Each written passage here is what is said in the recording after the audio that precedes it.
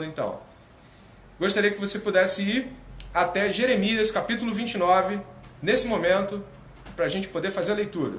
Se estiver fluindo, está ok, vamos nessa. Jeremias capítulo 29, nós vamos ler o verso 1 ao verso 4. Diz assim a palavra do Senhor: São estas as palavras da carta que o profeta Jeremias enviou de Jerusalém ao resto dos anciãos do cativeiro, aos sacerdotes, aos profetas e a todo o povo que Nabucodonosor havia deportado de Jerusalém para a Babilônia.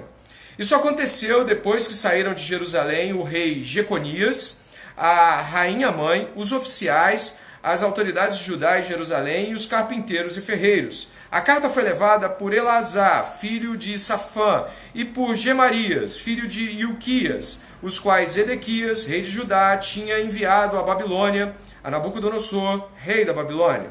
Ela dizia o seguinte: Assim diz o Senhor dos Exércitos, o Deus de Israel, a todos os exilados que eu deportei de Jerusalém para a Babilônia. Antes de continuarmos, ore comigo. Senhor nosso Deus, existe uma palavra que o Senhor quer nos dar essa noite. Que o nosso coração esteja aberto para esta palavra. E que em nome de Jesus Cristo, a nossa vida em Cristo esteja diante do Senhor. E que possamos ser consertados, transformados, encorajados por Deus. Amém? Jeremias capítulo 29. Estaremos aí, vou afixar aqui esse comentário. Jeremias capítulo 29 termina a nossa sequência de sermões em Jeremias, no profeta Jeremias. Nós estaremos agora digamos assim, no desfecho de como as coisas poderiam continuar diante do cenário que nós estudamos nas semanas anteriores.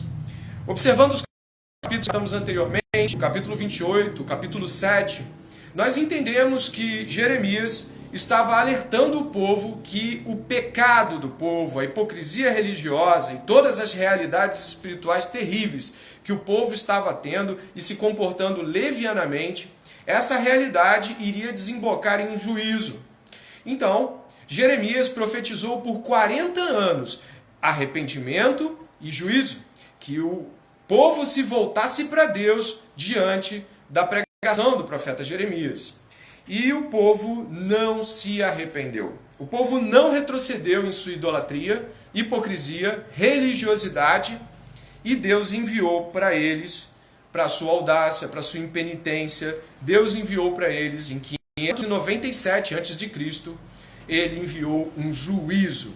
Nabucodonosor invade Jerusalém, Nabucodonosor II, filho já de uma dinastia babilônica, caldeia. Nabucodonosor II, esse Nabucodonosor conhecido por nós, invade Jerusalém, massacra uma parte do povo, leva mais de 3.000 deportados, ou seja, eles são levados para a Babilônia, são arrancados de Jerusalém, mais de 3.000 pessoas, dentre eles pessoas da corte, sacerdotes, como você leu ali, pessoas que mexiam com ofícios como carpintaria, ferreiros, gente que fosse útil de alguma forma. A gente lembra aí de Daniel também, o jovem Daniel, seus amigos da corte, e ele deporta essas pessoas para a Babilônia.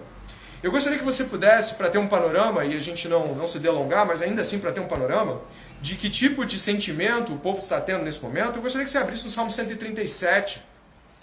Esse salmo é um salmo de lamento em face da situação que o povo estava passando. Salmo 137. Esse Salmo 137, que nós vamos ler apenas os 3 primeiros versos, mostra como o povo estava gemendo diante da situação da Babilônia como dominadora. Salmo 137 diz assim: Às margens dos rios da Babilônia, nós nos assentávamos e chorávamos. Lembrávamos de Sião.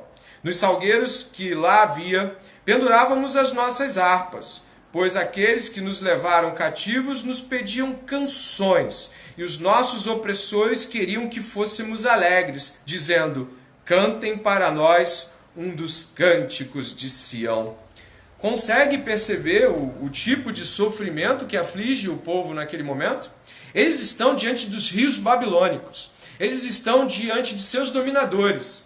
eles estão sendo vexaminosamente convidados a cantar canções de Sião. As canções de Sião, que não são necessariamente só os salmos, mas as canções de Sião também estavam permeadas pelas vitórias da casa de Davi, estavam permeadas pelas grandezas do Deus de Davi, e toda essa realidade espiritual agora era uma realidade a ser debochada pelos babilônios. O que nós temos aqui então é um cantem para nós, vocês do Deus vivo, cantem para nós, filhos de Javé. Eles estão sendo envergonhados. Qual é o contexto que nós estamos? Já se passam mais de 3, 4 anos. Jeremias está escrevendo uma carta para as pessoas que ficaram deportadas na Babilônia, que foram levadas cativas.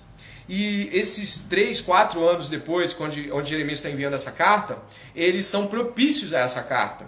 Se você olhar comigo o capítulo 28, o verso 11, você vai perceber que o falso profeta Hananias diz que depois de 2 anos, olha bem, depois de 2 anos de dominação babilônica, Deus quebraria o jugo de Nabucodonosor, o jugo babilônico. Repare só, capítulo 28 de Jeremias, verso 11. Assim diz o Senhor, esse falso profeta diz: desse modo, dentro de 2 anos, quebrarei o jugo de Nabucodonosor, rei da Babilônia, pois o pescoço de todas as nações. Olha o que ele está dizendo, que depois de 2 anos Nabucodonosor seria quebrado por Deus. Bom, mais de 3 anos, 4 anos depois, Jeremias escreve essa carta, e a profecia, obviamente, uma falsa profecia, não se cumpriu, o povo continuava cativo da Babilônia, e esse é o momento exato onde essa carta precisa ser escrita e precisa ser recebida.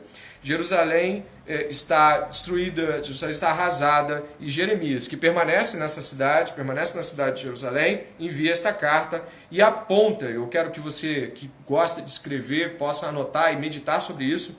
Jeremias aponta nessa carta, que vai do verso 4 até o verso 23, exatamente, do verso 4 ao 23, Jeremias envia uma carta. Essa carta tem 3 divisões gerais, e essa carta aponta para uma realidade onde Deus, sua grandeza, sua soberania são expressos belíssimamente por Jeremias. Jeremias escolhe as melhores palavras e é inspiradíssimo pelo Espírito Santo. Essa carta que Jeremias escreve para o povo, ela não somente é uma carta que tem como endereço aquelas pessoas, mas como cremos que as Escrituras têm para nós ensinamento em tempo propício, que são palavra viva de Deus, a carta que Jeremias enviou também tem endereço no coração do crente de hoje.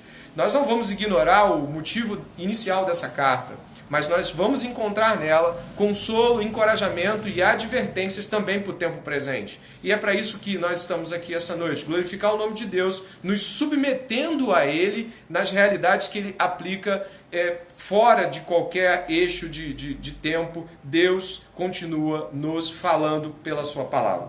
E é por aí que nós vamos trabalhar. Esse povo que está cativo diante de ímpios, esse povo que está numa situação de total destruição, estão sendo violentados, humilhados, eles não têm nada, estão sendo escravizados, ou pelo menos são cativos, ou seja, estão como semi-escravos. Como se sobrevive a isso? Eu gostaria de poder relacionar isso com a sua vida da seguinte forma: você está em uma condição onde desperta pela manhã e o sol te faz acordar e não há nenhuma motivação sequer, nenhuma motivação para despertar. Você olha e não há mais terras, não se perdeu o seu trabalho, o seu ganha-pão. Você tem na mente estupros, violações e mortes terríveis de pessoas poucos anos antes. Você tem pais, filhos, mães chorando por pessoas. Você tem os olhos completamente encharcados de dor. É um ambiente muito propício para nenhuma esperança prática. Ou seja, você não tem casa, você não tem templo, você não tem todos os sonhos acabaram. O que nós temos aqui é zero motivação para continuar a caminhada. Jeremias escreve essa carta pastoral, onde ele aplica ao coração desse povo graça, esperança e juízo. Grave aí na sua mente: graça, esperança e juízo. Ele aponta para além da realidade que se pode ver. Jeremias trabalha com um tipo de argumentação, e o Espírito Santo leva a argumentar dessa forma, para além, para transcender, não é fugir da realidade. Jeremias é um dos profetas que mais fala duramente e com realidade diante do problema do pecado e diante do juízo que o pecado vai receber. Mas Jeremias não pega a realidade e foge, nem tampouco vive a partir dessa realidade. Jeremias mostra a realidade como ela é e aplica uma transcendência à realidade. Jeremias supera, na sua pregação aqui, a realidade, não por intermédio de fugas ou de tentativas utópicas de viver. Jeremias aplica a palavra de Deus, que é supra-realidades. Ela transcende, ela é mais elevada, ela supera as circunstâncias, ela supera a mais dura realidade e leva as pessoas a um lugar onde Deus quer que elas estejam. No primeiro momento, eu gostaria então que fôssemos do verso 4, que é a nossa primeira separação, até o verso 9. O verso 4 até o verso 9 traz uma mensagem. E eu gostaria de ler para que você pudesse entender essa mensagem. O verso 4 ao verso 9 diz assim: Assim diz o Senhor dos Exércitos, o Deus de Israel, a todos os exilados que eu deportei de Jerusalém para a Babilônia. Construam casas e morem nelas, plantem pomares e comam seu fruto, casem e tenham filhos e filhas, escolham esposas para os filhos de vocês e deem as suas filhas em casamento, para que tenham filhos e filhas. Aumentem em número e não diminuam aí na Babilônia. Procurem a paz da cidade, para onde eu os deportei, e orem por ela ao Senhor, porque na sua paz vocês terão paz. Porque assim diz o Senhor dos Exércitos, o Deus de Israel: não se deixe enganar pelos profetas e adivinhos que vivem no meio de vocês. Não deem ouvidos aos sonhadores que sempre sonham segundo o desejo de vocês, porque eles profetizam falsamente em meu nome. Eu não os enviei, diz o Senhor. Olha que palavra profunda. A realidade que Jeremias coloca aqui diante do povo nessa carta, que vai do verso 4 ao verso 9 no começo, é muito simples. Aceitem a vontade de Deus. Aceitem a vontade de Deus dada pelas próprias mãos de Deus. A maior parte das nossas confusões se dá pelo fato de que não aceitamos a vontade de Deus e não a recebemos tal como ela é. O verso 4, que você acabou de olhar e pode olhar de novo, não vai citar em nenhum momento que foi Nabucodonosor quem deportou o povo. Deus, em primeira pessoa, está falando: eu levei o povo para a Babilônia. A maior parte da nossa confusão em relação à verdade é que quando Deus aplica correção, quando Deus aplica tribulação, nós não a aceitamos como vindas de Deus. Não conseguimos entender que desemprego ou câncer ou os desafios mais difíceis de se aceitar vêm de Deus. É difícil admitir que coisas como essas estão ligadas a Deus, porque nós ouvimos os profetas Hananias, Semaías, que dizem que fiquem tranquilo que Deus vai dar fim a tudo isso. Só que o que nós encontramos nas Escrituras não é isso não. O que nós encontramos nas Escrituras é um Deus dizendo: admita que eu não sou o que você esperava e aceite a minha vontade. As amplas formas de sofrimento aplicadas por Deus, elas têm como objetivo de que não tenhamos nem esperanças e nem prazer fora de Deus. Esperança e prazer fora de Deus, além de Deus, são coisas que Satanás propõe desde a conversa com Eva em Gênesis capítulo 3, e que Deus derruba quando nos aplica as dores e os sofrimentos neste mundo. Esperança e prazer fora, além, alienados de Deus, são idolatria. E o que Deus está dizendo aqui agora, eu posso parafrasear com a frase célebre de C.S. Lewis, onde C.S. Lewis aplica esse conceito claramente para nós. Ele diz assim: Deus sussurra em nossos ouvidos por meio de nosso prazer. Fala-nos mediante nossa consciência, mas clama em alta voz por intermédio de nossa dor. este é seu megafone para despertar o homem surdo. O homem surdo é despertado pelo esmagamento de Deus. O homem surdo é despertado para Deus quando ele não tem nada mais além de Deus. Se você conhece a Deus, se você ama o Senhor, se você é povo de Deus, se você é filho de Deus, admita que Deus usa a escola do sofrimento em favor da esperança da sua graça. Nós temos a predileção por não aceitar de Deus coisas que doam. Mas Jó, no seu 2º capítulo, na narrativa de seu livro, Jó diz que se o Senhor nos deu os bens, não poderíamos aceitar também os males vindas de Deus? Essa é a resposta de Jó para sua esposa, quando ela o manda amaldiçoar a Deus pelos seus sofrimentos.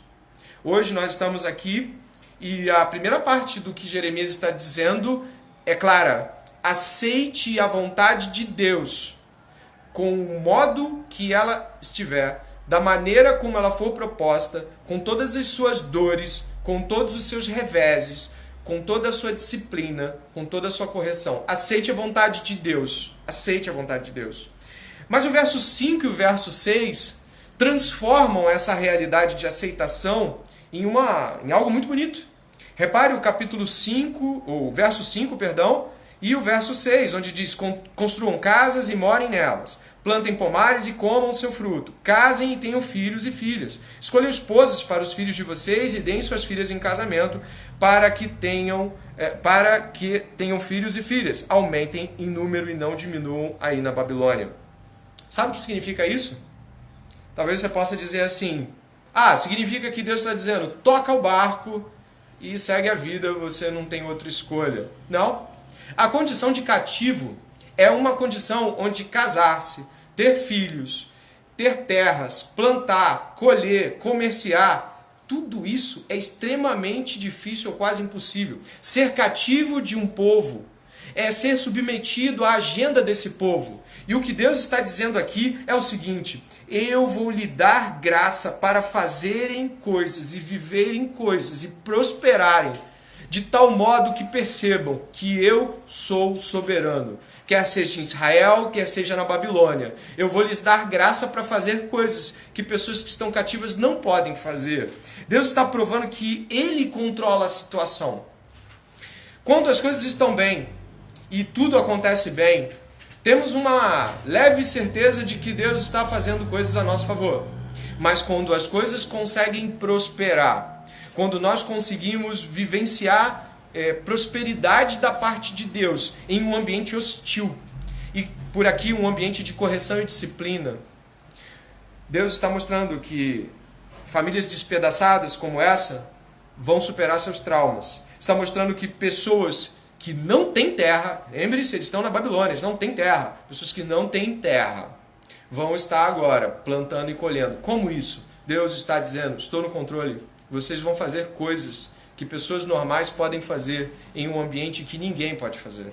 Vocês vão estar se relacionando com práticas e vida e vão estar vivenciando essas realidades como se pessoas normais pudessem fazer isso em suas localidades. Só que no ambiente de vocês isso seria impossível. Deus está mostrando, tenho graça e controle sobre esse momento. Deus está mandando viver num ambiente onde ninguém vive. Deus está sendo gracioso ao demonstrar que está exercendo o seu domínio sobre a situação e de que eles não estão nas mãos de Nabucodonosor, mas nas mãos de Deus. O Deus que ordena juízo, agora ordene e prosperem. E isso é algo sensível aos nossos corações porque nós não admitimos que a prosperidade, ou mesmo que as coisas boas, possam acontecer em um ambiente de dificuldade, de luta e de opressão. O verso 7, parte B, vão nos apontar para, além disso, eles procurarem viver em paz. Olha só, procurem viver em paz na cidade para onde eu deportei e orem por ela. Viver em paz aqui é não se revoltem, não façam motins, não tentem derrubar Nabucodonosor, não tentem derrubar os seus sátrapas, que depois eles vão ter na liderança ali já com Daniel mais à frente. Não, ele está dizendo o seguinte: olha, não se rebele, não se revolte, viva sem tentar derrubar esse governo. esse governo foi posto por mim, quem está governando sou eu. Orem pelos seus dominadores, verso 7, parte B. Isso é a ordenança de Jesus, orar pelos que nos perseguem. Aqui, Jeremias está dizendo para eles orarem por pessoas que estupraram, violaram, destruíram, profanaram o templo, arrasaram suas terras, destruíram seus bens sagrados, seus familiares. Jeremias está dizendo, orem por essas pessoas, orem por esses governantes.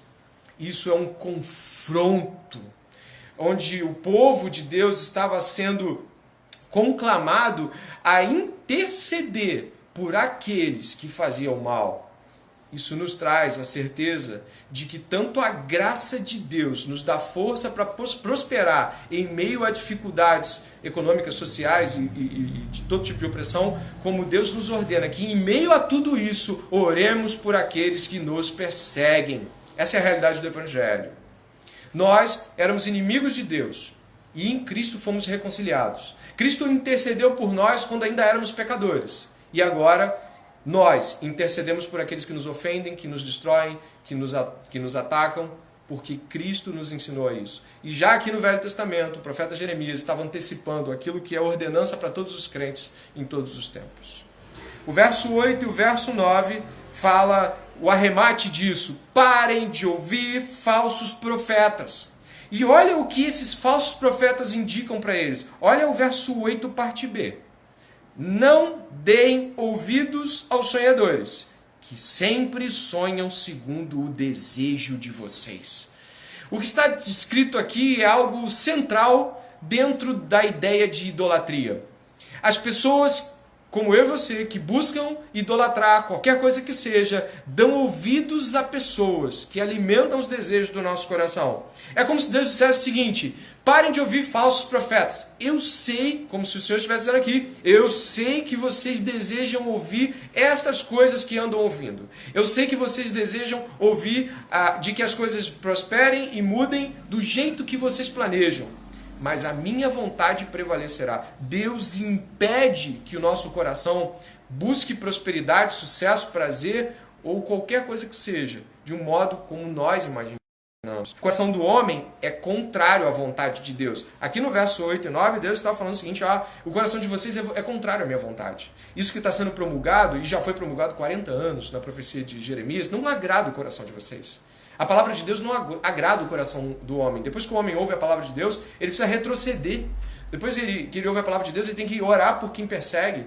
Ele tem que, ao invés de clamar para que Deus altere a circunstância, ele clama para que, ao invés de cargas menores, Deus lhe dê ombros sustentados pela graça para carregar essas cargas.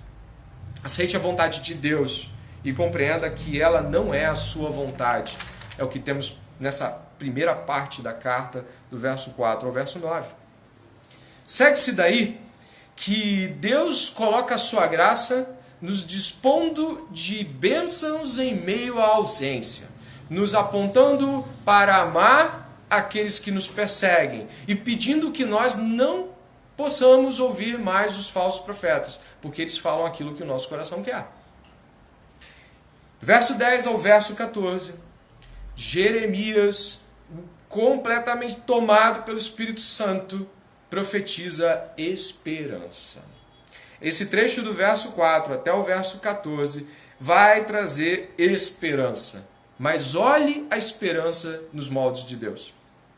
Verso 10. Assim diz o Senhor: logo que se cumprirem para a Babilônia 70 anos, atentarei para vocês e cumprirei a promessa que fiz a vocês, trazendo-os de volta a este lugar. Eu é que sei que pensamentos tenho a respeito de vocês, diz o Senhor. São pensamentos de paz e não de mal, para dar-lhes um futuro e uma esperança. Então vocês me invocarão, se aproximarão de mim em oração, e eu os ouvirei. Vocês me buscarão e me acharão, quando me buscarem de todo o coração. Que tipo de esperança é essa? Eles estão exilados, sem pátria, sem templo, sem uma aparente esperança. Que tipo de esperança Jeremias está provocando, falando as palavras do Senhor. São 70 anos. Você sabe muito bem que as pessoas não passavam de 80 anos com muito custo, como diz o Salmo 90. Passar de 80 anos é para poucos naquele tempo. Já é difícil hoje. Eles estão ali e isso vai durar 70 anos. O que quer dizer? Que mais de 90% daquelas pessoas não voltaria para Jerusalém. Mais de 90% daqueles deportados, isso sendo muito razoável, não retornariam até Jerusalém. O que Deus está querendo dizer aqui? Ah, mas eles voltaram. Sim, os filhos deles, os filhos dos filhos, retornaram quando Ciro emitiu o decreto, 70 anos depois. Houve um retorno para Jerusalém, um retorno histórico. Deus estava falando a verdade em tempo histórico. Mas que tipo de consolo Deus está aplicando a estas pessoas que têm aqui 30, 20, 30, 40, 50 anos de idade? Que tipo de esperança é Deus dizer, daqui a 70 anos vocês voltam? Não parece ser esperança. O que Deus está propondo aqui não tem cara de esperança. Todavia, o verso 11 é lindíssimo. No verso 11, Deus está trazendo a sua promessa e de repente Deus para e exulta. Deus para a sua própria fala e contempla seus próprios pensamentos acerca do que Ele quer para o povo. Ele diz assim, eu é que sei que pensamentos tenho a respeito de vocês, diz o Senhor. São pensamentos de paz e não de mal, para dar-lhes um futuro e uma esperança. Então vocês me invocarão. Eu não sei se você percebeu aqui. O verso 10 e o verso 12 tratam de uma progressão. Eu vou trazer vocês de volta, então vocês invocarão. Mas o verso 11, ele aparece ali como um contemplar, como quando Paulo diz assim, quando Paulo está contemplando a majestade de Deus, onde vai dizer assim, quem fez de Deus, quem deu conselhos a Deus para que ele soubesse antes? Maravilhosos, insondáveis são os caminhos de Deus. Quando o salmista no Salmo 139 diz, esses pensamentos, é maravilhoso demais para mim, eu não posso alcançar. Deus nesse momento está dizendo aqui, eu tenho pensamentos profundos, amáveis, esperançosos a respeito de vocês, sobre vocês, para vocês. O desejo de Deus é exultado e clamado no verso 11. Deus exulta a Ele mesmo. Deus sabe o que vai ser feito no futuro e exulta e exalta o futuro que Ele mesmo projetou para o seu povo. E aí Deus continua numa progressiva dentro desse futuro. Ele vai dizer assim, o verso 11, o verso 11 parte B, são pensamentos de paz e não de mal para dar-lhes um futuro e uma esperança. E ele continua, então vocês me invocarão, se aproximarão de mim em oração e eu os ouvirei, vocês me buscarão e me acharão, quando me buscarem de todo o coração. Verso 14, serei achado por vocês, diz o Senhor, e farei que mude a sorte de vocês. Como? O pessoal vai morrer ali. Mas Deus está falando para além daquele tempo. Deus está apontando para aquelas pessoas uma esperança que transcende o exílio. Deus está apontando para aqueles que podem vir a voltar, mas está lhes dando uma esperança que transcende, que vai além. Ele está dizendo, meus pensamentos sobre isso são maiores do que vocês pensam. Não é sobre, necessariamente, vocês não estarem mais sobre as mãos de um dominador, de um povo, mas é sobre vocês terem uma esperança onde poderão falar comigo e eu falarei com vocês. Vocês me invocarão e eu estarei respondendo vocês. E quando isso acontece, Deus está falando de Cristo. Ele está apontando para além do exílio. Ele está apontando para além de todas essas realidades que a gente imagina. Deus está apontando para os pensamentos de Cristo. João, capítulo 17, verso 20. Jesus fala assim, na sua oração, chamada oração sacerdotal, quando ele está ali com os 11 e ele está entregando o seu ministério daqueles 11 a Deus. E em João 17, 20, Deus fala assim, em Cristo, não peço somente por estes, mas também por aqueles que vierem a crer em mim, por meio da palavra. Deus está aqui apontando para muito mais do que isso. É só você olhar ali o verso 14. Serei achado por vocês, diz o Senhor, e farei com que mude a sorte de vocês. Eu os congregarei de todas as nações e de todos os lugares para onde os dispersei, diz o Senhor, e trarei vocês de volta ao lugar de onde os mandei para o exílio. Nossa, a gente está falando do exílio babilônico. Mas que dispersão é essa? Será que é a dispersão do ano 70? Não. Deus está profetizando, através do profeta Jeremias aqui, para além. Deus está chamando os povos que virão a Ele no futuro. E Deus está apontando para os pensamentos de Deus em Cristo Jesus. Essa é a nossa esperança. Paulo vai dizer o seguinte: se a esperança que nós temos em Jesus Cristo é apenas para essa vida, nós somos os mais miseráveis dos homens. Se as esperanças sobre o Deus de Israel são sobre essa vida, somos os mais miseráveis dos homens. Se a nossa esperança é de que o coronavírus acabe, nós somos os mais miseráveis dos homens. Essa é a sua esperança? Se a sua esperança é engraçado porque Deus fala o seguinte: casem-se, tenham filhos, façam comércio, plantem. Mas Deus não mostra que essa é a esperança. A esperança que vai estar ali entre os versos 10 e 14, a esperança é para depois da morte. A esperança é a vida eterna. A esperança não é casar e nem trabalhar.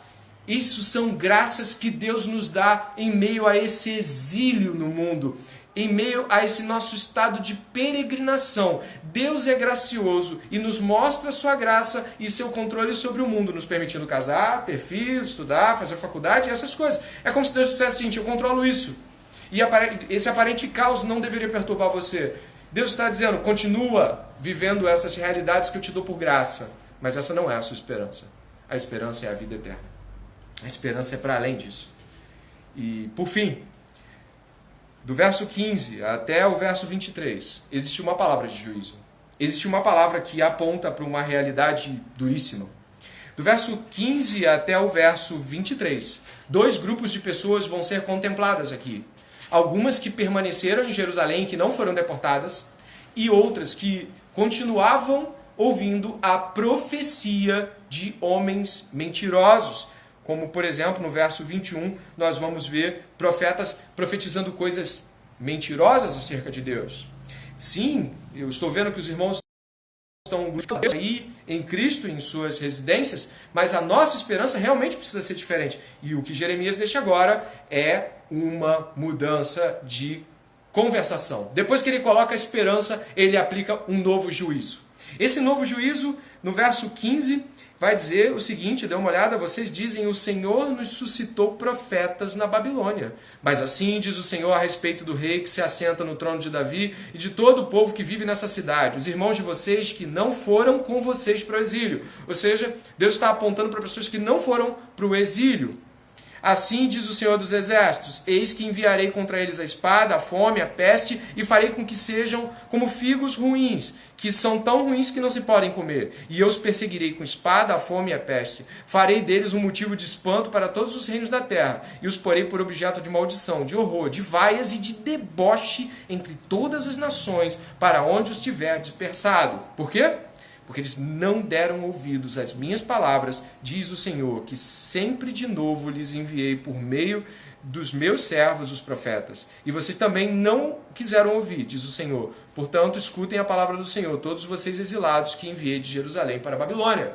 Deus está dizendo o seguinte aqui: e vocês que ficaram e que ainda estão esperando que o rei de Israel volte da Babilônia, reine sobre vocês, se estabeleça sobre vocês, vocês que ainda estão esperando reinos humanos para restabelecer o controle e a paz, vocês serão mortos à espada. Jeremias está profetizando morte para aqueles que ainda esperam além de Deus. Jeremias está profetizando de que aqueles que esperam profecias além das que Deus está dando, eles sofrerão morte. Morte de peste, de espada, por não crerem na palavra do Senhor. E fala também para os falsos profetas.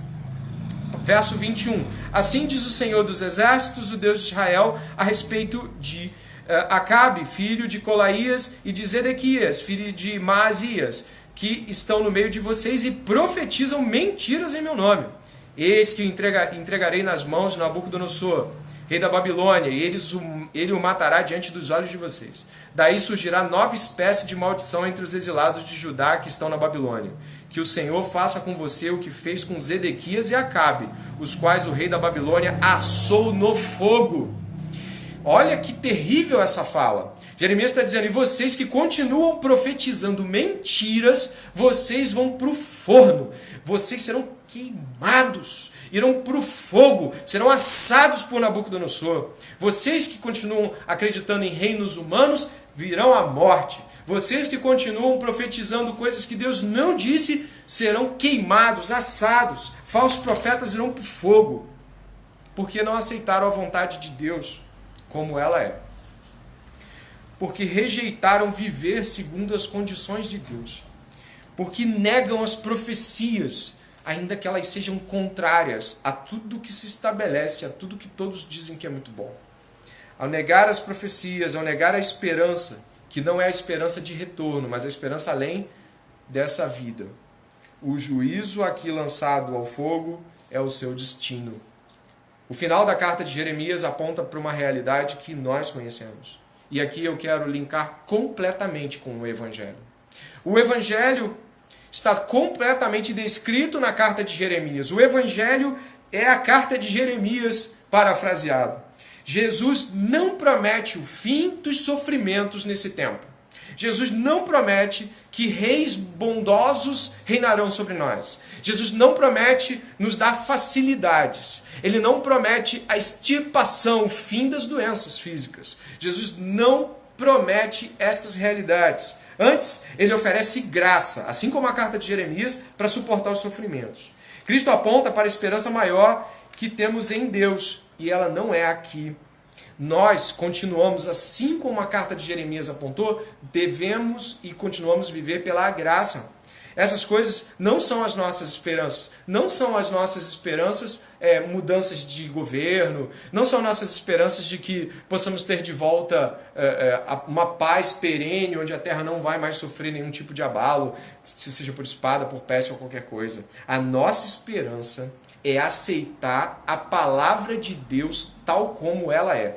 E a palavra de Deus, ela se resume, ela sintetiza-se, ela se expressa em Jesus, Filho de Deus. Jesus, tal como Jeremias, profetizou de que o homem precisa se arrepender.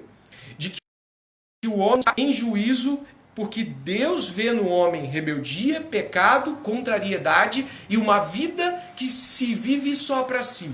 O profeta Jesus Cristo, Filho de Deus, profetizou contra aqueles que acumularem nesse mundo sua esperança e riqueza. Jesus, tal como Jeremias, também foi rejeitado a seu tempo. E essa é a palavra de Deus, que aceitemos a vontade de Deus em Cristo, pois os pensamentos de Deus são maiores e mais gloriosos do que qualquer pensamento que nós temos. Essa é a história e a mensagem do Evangelho. Nós recebemos de Deus que somos pecadores, recebemos de Deus que não vamos ser retirados desse mundo terrível, mas de que seremos afastados do controle do mal. O mal não nos controlará. O mal não colocará sobre nós as suas mãos, mas Deus nos infligirá saúde e doença. Deus colocará sobre nós bonança e ausência. Deus colocará tempos de guerra e tempos de paz. Deus reinará sobre nós já aqui nesse tempo. E lá, na esperança vindoura, onde não haverá mais morte nem dor, cemitérios, câncer ou qualquer outra coisa que aflige esse tempo. As doenças passaram e o reinado do Messias se estabelece plenamente. E ele congregará para si todos os seus filhos, dispersos em todos os tempos, todos aqueles que viveram ao longo de todas as eras, esperando algo que não era para esse tempo, que não era para esse mundo. Essa é a mensagem do Evangelho. Essa é a mensagem da carta de Jeremias. Que o Senhor possa, nessa noite, dar graça a você e a mim, para suportarmos esse tempo de adversidade, para entendermos que devemos viver da maneira mais plena possível dentro das condições que o Senhor nos der. E de que a graça de Deus nos dá suporte para vivermos essa realidade de hoje, realidade tão difícil. Eu peço que você Ore comigo agora, você que reclama das pessoas, reclama para as pessoas, você que está aflito e desesperado com o coronavírus, isso está sob o controle de Deus, aceite a vontade de Deus, pare de se desesperar. Você que está preocupado com o que vai comer, com o que vai te vestir, Jesus fala que os gentios, ou seja, aqueles que não têm Deus, eles também se preocupam por essas coisas, mas o vosso Pai, o nosso Pai, sabe muito bem que precisamos delas. O Senhor está sob o controle. A carta de Jeremias é a carta de um evangelho, o evangelho de Jesus. E que hoje, no domingo de Ramos, onde nós esperamos a entrada triunfal do Messias de volta para nós, nesse último momento onde o Senhor reinará para sempre, que nós hoje possamos nos submeter à palavra de Deus, recebendo a graça dele para viver do modo como nós podemos viver, agradecendo o pouco e o muito, agradecendo o que temos e o que não temos, agradecendo a comida e a ausência dela, agradecendo o dinheiro ou a ausência dele, agradecendo os sofrimentos físicos, não por eles, mas por dizer, embora eu esteja passando por algo fisicamente terrível, a vontade de Deus hoje é de que eu possa vivenciar isso e agradecer pela presença de Deus mesmo diante disso. Esse é o meu apelo como pregador. Essa é a vontade de Deus para nossas vidas, que demos graças ao Senhor e possamos esperar a ressurreição em Cristo Jesus. Ore comigo nesse momento. Senhor, nosso Deus e Pai, graças te damos pelo teu infinito amor e pela tua bondade excelsa. Que o Espírito Santo de Deus nos dê a oportunidade de vivenciarmos as realidades de Deus, não porque as coisas mudaram, não porque se tornaram mais fáceis, mas porque existe esperança, e essa esperança está em Cristo Jesus, que congregará para si todos aqueles que esperarem em sua graça, todos aqueles que crerem na profecia do livro, a Bíblia, e que todos nós, e aqueles que estão em seus lares, que acreditam de que Jesus Cristo redimirá o seu povo, que possam dizer amém, e Maranata, vem Jesus, vem. Que o Senhor o abençoe, que a graça e a misericórdia de Deus esteja sobre sua família e que logo agora, quando terminar essa live, você possa reunir os seus e orar e pedir a Deus por essa esperança essa noite. Deus abençoe a todos. Amém.